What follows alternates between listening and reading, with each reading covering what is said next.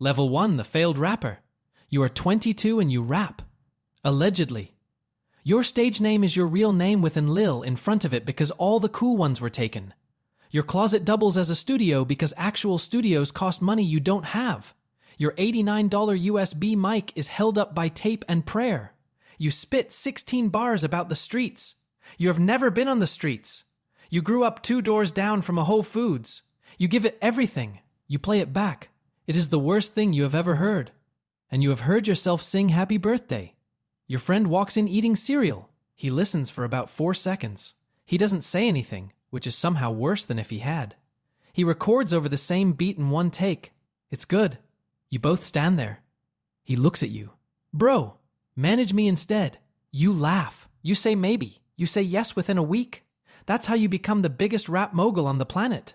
Level 2, the bedroom manager. 3 months from now, you'll find out the management contract you wrote was missing the one clause that protects you.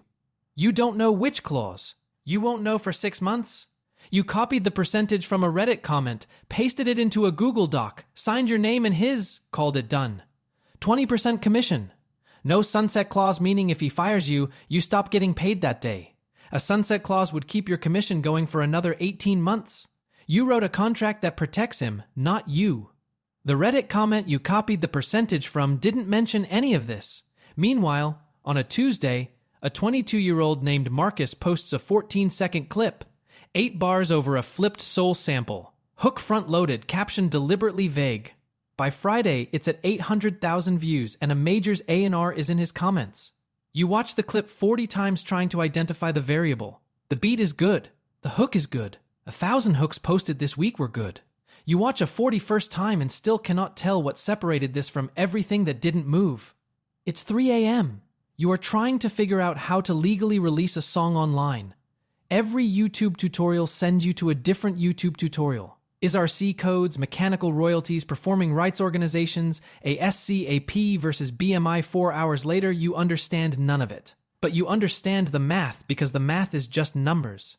Spotify pays you $1 for every 285 streams. Apple pays slightly better. YouTube pays the worst, and YouTube has the most listeners.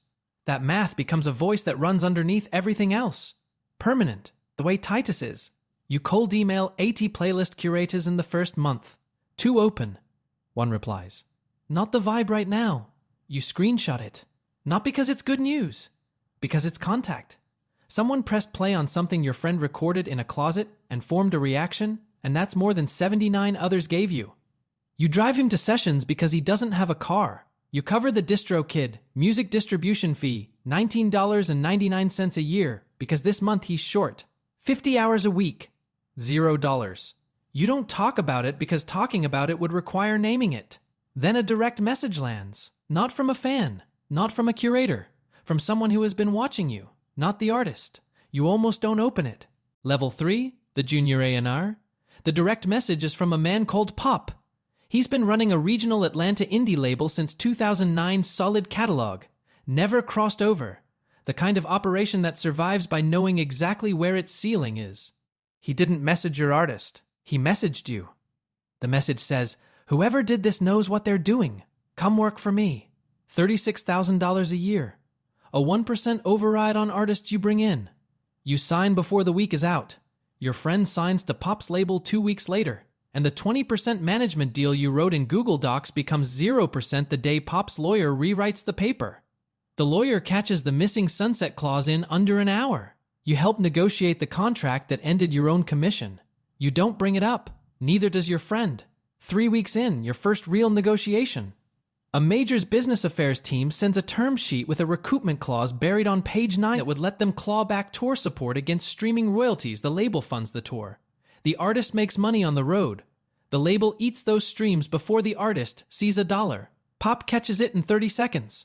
You read the sentence 4 times after and still need him to point at it. Pop teaches the rest in fragments, not in lectures. Inside contracts on Tuesday afternoons while drinking the same coffee he's been drinking since 2011. Producer points run 3%, 5 if the producer wrote the top line. A controlled composition clause caps what an artist owes themselves on their own recordings. A sentence that sounds technical until you realize it means a label can contractually charge a songwriter rent on rooms they built. Every artist you know who got genuinely rich got rich on publishing. Not records, not streams, publishing. Then Marcus signs to a major for a reported $1.8 million. The number runs in 3 trade publications. Pop reads it once and puts the phone face down. Recoupable against everything, he says. He'll see $200,000 of that, Max. Half of it goes to the team that got him there. The headline is never the deal. 14 months in, you understand exactly why Pop is comfortable and exactly why he will never be free. The ceiling has a shape now. So does the door. Pop will never walk through it. You might. Level 4, the indie label founder. You give Pop 30 days notice on a Wednesday morning. You're starting your own label. He shakes your hand. He says he expected it 6 months ago. He doesn't fight to keep you, which tells you something. He doesn't offer more money, which tells you something else. The 2 artists you signed during your time there stay with him. The contracts you helped write put them on his label, not yours. He taught you that clause. Then he used it on you. You call this part tuition. $14,000 in savings. A limited liability company formed online for $89. A logo from a guy on Fiverr for $400, which arrives in 3 variants. The worst one is the one that works. A WeWork co-working desk at $290 a month. Sharing a floor with a startup that builds a dog walking app and a Pilates instructor who takes calls on speakerphone. This is your office. You tell people you have an office. 2 signings nobody else wanted. A 19-year-old from Memphis with 1 viral 8-second clip and no follow-up plan. A producer-rapper from Phoenix with 1,200 monthly listeners and a sound that fits no existing playlist category, which is either a problem or an advantage, and you won't know which for another year. Both sign 50-50 net profit deals. Generous by any industry standard. Affordable because you have no infrastructure costs yet, and no idea how expensive infrastructure gets. The release playbook you assemble. TikTok teaser 14 days before drop, snippet on day 7, pre-save link on day 3, Friday midnight Eastern Standard Time because that catches Asian evening and American morning in the same chart window. None of this is in a book. You assembled it by watching without being invited. Then Marcus does a podcast. A pull quote leaks within 48 hours, the kind clipped and shared without surrounding context. Indie labels, he says, are basically just guys with limited liability companies and a chip on their shoulder. He says it laughing. The clip moves through every label group chat in 36 hours. You read it once. You don't respond. You open a note on your phone and type his name at the top, not for motivation, as a record of who was in the room before you arrived. 3 weeks later, a Spotify editorial adds the Memphis kid to a 14,000-follower indie hip-hop feed. 80,000 streams in 2 weeks. The dashboard, which you check 30 times a day, moves in a way you didn't will it to. Pop calls, not to congratulate, to warn. A distribution company has been asking around. He doesn't have to do that. The fact that he does stays with you. A 310 number rings on a Thursday afternoon. You almost let it go to voicemail. Level 5, the partnered label owner. You answer. The pitch arrives at a hotel bar in Midtown over drinks you don't touch because you need to remember every word. 80-20 in the artist's favor. A $250,000 marketing fund per release. Recoupable only against that release. Nothing else. That last part matters more than the percentage. Cross-collateralization is the mechanism that has ended more independent labels than bad music ever has. It's the clause that lets a label recoup losses from one project against earnings from another, meaning a hit can be financially invisible for years while it pays off a miss you made 3 records ago. Avoiding it isn't a negotiating point. It's the entire point. You hire a music attorney at $450 an hour to read the paper before you sign anything. He finds 2 places where the language softens what was promised at the bar. Both get fixed. The deal closes in 10 days. The Memphis Kid's single jumps to 4 million streams in the first month. The distributor pitches it to Spotify's editorial team. It lands at number 28 on Rap Caviar. Rap Caviar has 16 million followers. The dashboard, which you have checked 30 times a day since you opened the limited liability company, starts moving in a way that no longer requires you to will it forward. The first real check clears on a Tuesday. You drive to your mother's apartment that evening, sit at her kitchen table, and pay off the $11,000 in medical debt that's been sitting in her name for 3 years, accruing interest at a rate she never mentioned to you because mentioning it would have made it your problem, and she didn't want it to be your problem. You pay it off before telling her. She finds out from a credit bureau letter 2 weeks later. The conversation after is brief and quiet and worth more than the number. Then Marcus's manager direct messages you. Marcus wants a feature with your Phoenix artist. No budget, the message says. Just for the look. You read it twice. The ask is structured to sound like an opportunity being extended downward, which tells you everything you need to know about where he thinks you're standing. You decline. The reply takes 4 minutes to write and 40 minutes to phrase, so it sounds like nothing. He responds with one word. Interesting. You don't sleep well that night, and not for the reason you should. A larger major sends a joint venture offer the following month. 91 pages. Your attorney reads it over 2 weekends. By page 38, he finds it. The advance is recoupable against the entire catalog, not just the joint venture releases. Cross-collateralization, dressed in acquisition language, wearing a different name. You decline. You sign with a fund partner instead, not a label, not a joint venture. A fund at 75-25 in your favor with a clean exit at 36 months. Everyone signs eventually. The trick is knowing which contract you're actually signing. The clean terms feel like a victory. They will not be the last contract you sign.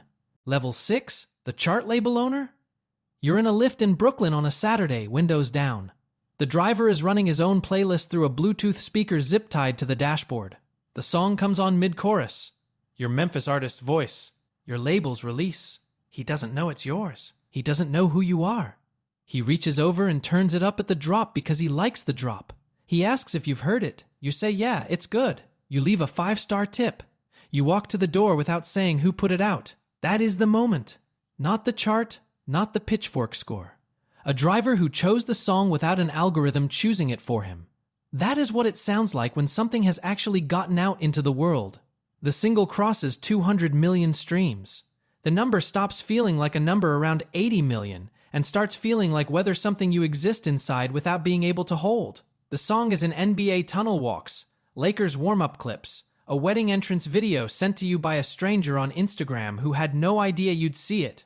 Built by a 19-year-old recording reference vocals on iPhone voice memos at 2 a.m. in Memphis. Pitchfork runs a 7.4. Complex puts you on a list of 15 indie label heads to watch. You read both more times than you'll say out loud. The royalties from 200 million streams arrive in approximately 9 months. Minus the distribution split, 20% off the top. Minus $180,000 in marketing recoupment. Minus a $40,000 sync advance you took 8 months ago and briefly forgot existed. The song is everywhere. The money is theoretical. Everyone who has been here before you already knew this. Nobody told you. Then Marcus appears on a podcast with 2 million downloads per episode. He uses the phrase the indie movement we're building. Same man who said indie labels are just guys with limited liability companies 18 months ago. The host doesn't push back. Nobody in the comments pushes back. The note on your phone gets a new line. 3 majors call your top artist manager in the same week. 2 of those calls are in direct violation of an exclusivity clause in your distribution agreement. Your attorney flags the breach on a Thursday afternoon. He uses the word clock. He means it literally. You buy your mother a car. Used, certified pre-owned, a Lexus, cash. She protests for 90 seconds. She stops. 1 weight removed. There are others. You know where this is moving and you hold on to that, because the room you're about to spend most of your time in won't make it easy to remember why you started. The clock is running. The room you're about to walk into doesn't care that you built what got you there. Level 7, the joint venture partner. The 10 a.m. session on your calendar was booked by your A&R. You didn't agree to it. You found out 2 days ago. The brief arrived by email the previous evening, a reference track, a key, a tempo, and the instruction to make it yours but keep the energy. The reference came out 11 months ago. It sounds like something you could have made 2 years ago, before the joint venture, before quarterly reviews, before the major started sending reference tracks at all. The session engineer sets up without looking at you, not rudely, efficiently. You are the service. He is the service. The artist is 50 minutes late and spends the first hour on FaceTime with his stylist, phone propped against the studio monitor. The call audible across the room while you build the beat he will later claim partial credit for.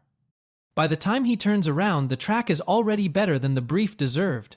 He listens for 20 seconds. He says he's going to change it. He won't. He'll send it back to the label exactly as you left it and call the result collaborative. A senior A&R from the major arrives around noon, laptop open, sits in the back. He listens for 90 seconds and says the hook isn't TikTok coded enough. You ask what that means. He explains it with a hand gesture, a loose, rotating motion that could mean anything and does mean anything. You make an adjustment. He approves it.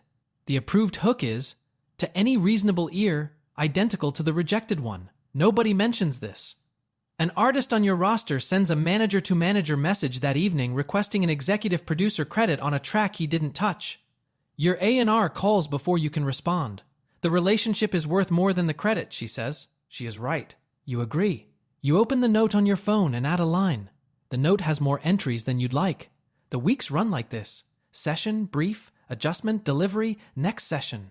70-hour weeks, building music you're proud of and portions a transition here. A melody line there while the ratio of releases you'd stand behind to releases on the schedule moves in the wrong direction. Quarter by quarter, without drama. Like a slow leak nobody is naming out loud. The flagship album drops, goes platinum, underperforms internal projections by 22%. A win in any normal frame. A different temperature in the emails that follow. You read the shift 3 weeks before your manager confirms it.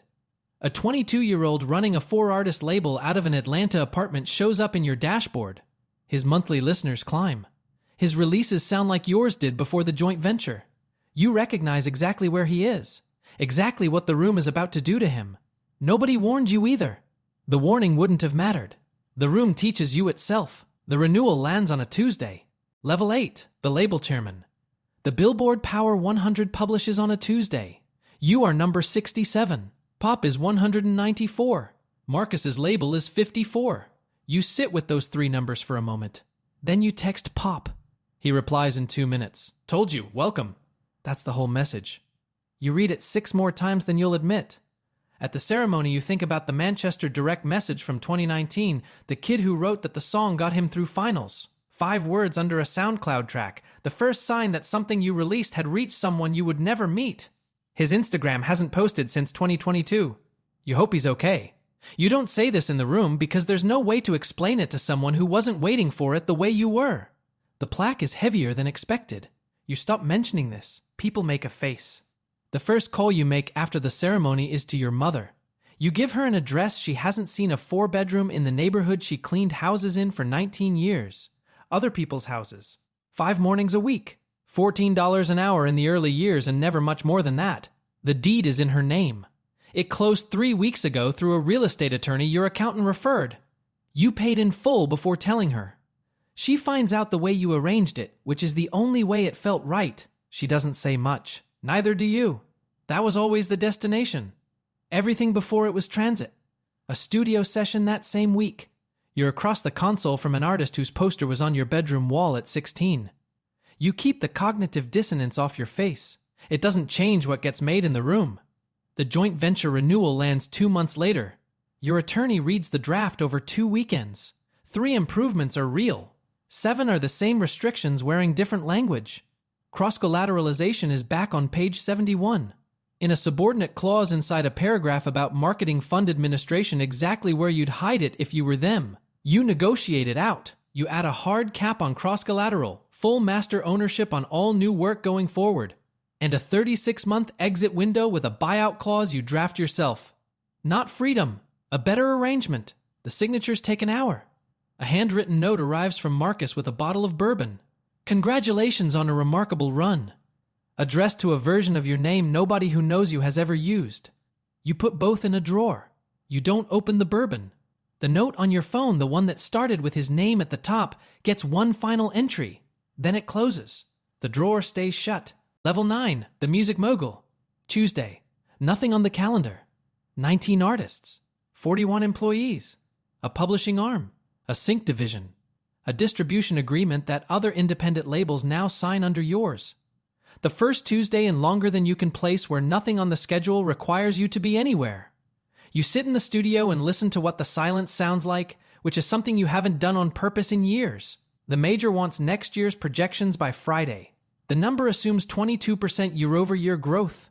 Growth assumes you sustain this pace for at least 5 more years. 5 more years assumes the version of you that started this in a WeWork desk next to a Pilates instructor is somewhere inside the version sitting here now. Still willing. The number does not feel like space. It feels like a sentence with no exit clause. You watch what happened to the people who came up alongside you.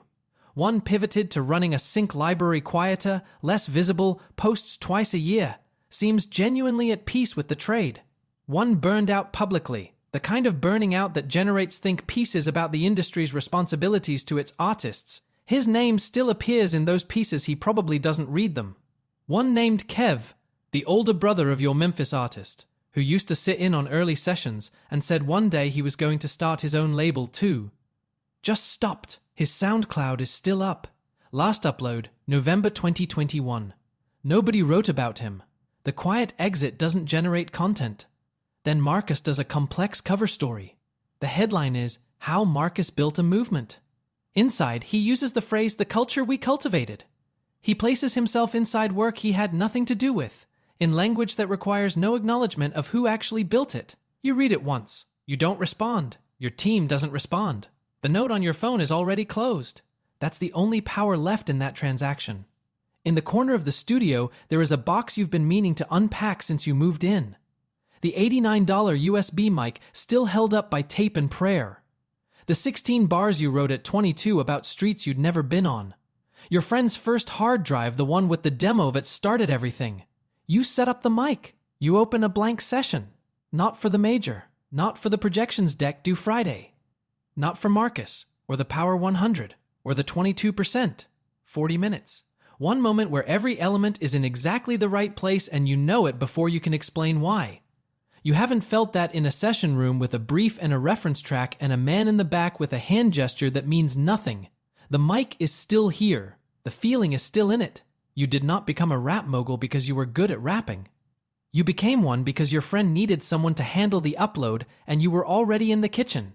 The closet is still here. So is the work. If this one stayed with you, like and drop a comment where you're watching from. Subscribe for more.